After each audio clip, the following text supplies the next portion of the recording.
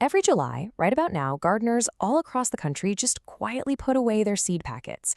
They kind of figure the spring rush is over, the beds are planted, and flower season is, well, totally settled until next April. But welcome to This Explainer, because I'm here to tell you that this mindset, it's costing them the absolute best 12 weeks of the entire gardening year. Today, we're unlocking a bit of an industry secret. July is actually the absolute best time to plant seeds for an explosive, just gorgeously vibrant fall garden. You haven't missed your window at all. Actually, you're standing right at the starting line of a brand new one. So here's exactly why this works. Think about a seed planted in that sluggish, cold soil of April. It's just going to sit there, sulking for 2 long weeks, waiting for the right conditions. But take that exact same seed, put it in warm July dirt, it triggers this rapid growth and will be up in just 4 days flat. Warm soil isn't a problem for these seeds. It's literally the starting gun they've been waiting for all year. All right, so here's our playbook for today. We're taking 18 powerful plants and organizing them into a few highly actionable categories. We've got the July Secret and Golden Rules, Fast and Foolproof Fall Color, the Garden Working Crew, Winter Cash from Dried Flowers, and finally, the Springtime Travelers. Let's dive right into part 1, the July Secret and Golden Rules. Okay, so there are basically 4 strict rules of summer planting that make all of this magic happen. First up, and this is absolutely crucial, the only watering that truly matters is the first week. July heat dries the top inch of soil in a matter of hours, so you have to keep it moist until those seedlings show. That's the whole game right there. Second, plant shallow. A 1/4 inch is our default on this list. Actually, let me stress that. Deeper is definitely not safer here. Third, use lean soil with absolutely 0 fertilizer. And fourth, always know your first frost date and just count backward to make sure your plants actually have time to bloom. Now, you might be wondering about that no fertilizer rule, right? Well, here is a wild, counterintuitive truth for you. A comfortable plant makes leaves instead of flowers. See, a lot of the seeds we're talking about evolved in dry hillsides and scrubland. When you coddle them in rich, heavily fertilized soil, the plant senses easy living and just pumps out lush green foliage. But put them in plain, unfertilized dirt, and they panic just enough to bloom their absolute hearts out. So keep that fertilizer in the shed. Moving right along to section 2, Fast and Foolproof Fall Color. These right here are your quick bloomers, and just look at how vibrant they are. Zinnias are the undeniable kings of July. I mean, look at the Profusion and Bennery's giant varieties. Those can fetch $1 a stem at a farmer's market. Then we have French marigolds. Not only do they look amazing, but documented science actually shows their roots release a compound that suppresses root knot nematodes. It literally cleans your soil for next spring's veggies. We've also got sulfur cosmos blazing in the heat, and the classic cosmos, which, as we just talked about, thrives when you completely starve it of nutrients. But hey, what if you want something a bit taller? Meet Tithania and sunflowers, our late-season giants.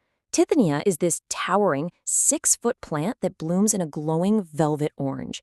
And if you sow it early in zone 6 or warmer, it flowers at the exact moment migrating monarch butterflies stream south. It's a crucial refueling station for them.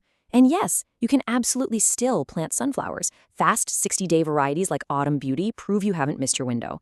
Oh, and they are our one exception to the shallow planting rule. Just plant those guys a full inch down. Next up, section 3, the Garden Working Crew.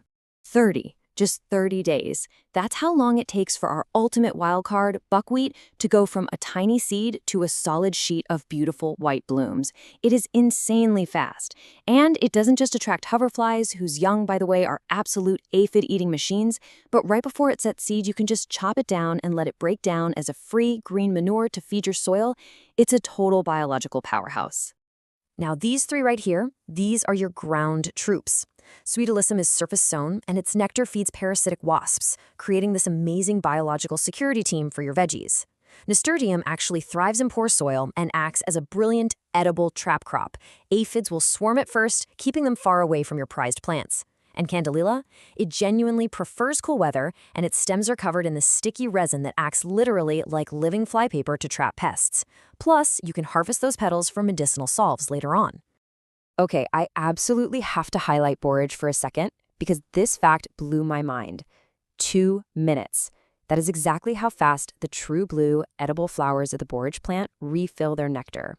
While most flowers offer, maybe 1 drink a day to a bee, borage acts as a drought-proof, endless fountain. In late summer when nectar gets really scarce, This single plant keeps every bee in the neighborhood fed straight through the fall. All right, let's look at section 4, winter cash from dried flowers.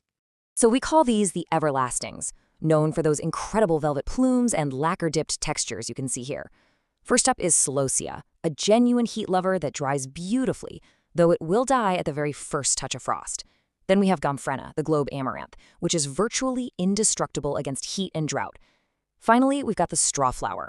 You surface sow this one, and its papery blooms, when you cut them just half open, hold their color almost forever. Honestly, in January, when all the fresh flowers are long gone, dried bunches of strawflower can easily fetch $15 a pop. Now, in stark contrast to those heat lovers, we have our cold-blooded survivors, California poppy and bachelor's buttons. Bachelor's buttons boast some of the rarest true blue colors in the entire plant world, and they basically just ignore fall frosts. Then there's the California poppy, a native plant that strictly refuses transplanting. Its taproot is so incredibly sensitive that you have to sow it exactly where it's going to live. But it'll reward you by effortlessly self-sowing year after year. And finally, section 5, the springtime travelers. These seeds literally trick time. When you plant larkspur and nigella in the warmth of late summer, they germinate in that cool fall air and they overwinter as these tough little rosettes. Then, when spring rolls around, they erupt into massive blooms months ahead of anything you'd plant next year. Nigella even leaves you with this awesome bonus crop. Beautiful, striped seed pods that look exactly like little paper lanterns, which are perfect for dried arrangements. It's basically like handing a gift to your future self. Okay, hold up a second. I need to give you a quick honesty check. Knowing what not to plant is literally half of gardening. Do not plant sweet peas or phacelia in July. I know they're famous, wonderful plants, but July heat is a total death sentence for them. They love cool weather and they will just bolt, thin out, and die if you try to force them into warm July dirt. Save those packets for early spring or fall for sure. So, we arrive at the ultimate question. Your bare beds out back? They aren't resting. They are 12 weeks of vibrant color, biological pest control, and cold, hard cash just waiting for your permission. The soil will literally never be warmer, and the seeds will never start faster. Come late September, when every other yard on the block has totally given up, yours will just be hitting its stride. So, what's it going to be? Which 3 seeds will you sow this July? Grab those packets, get out there, and claim your fall garden.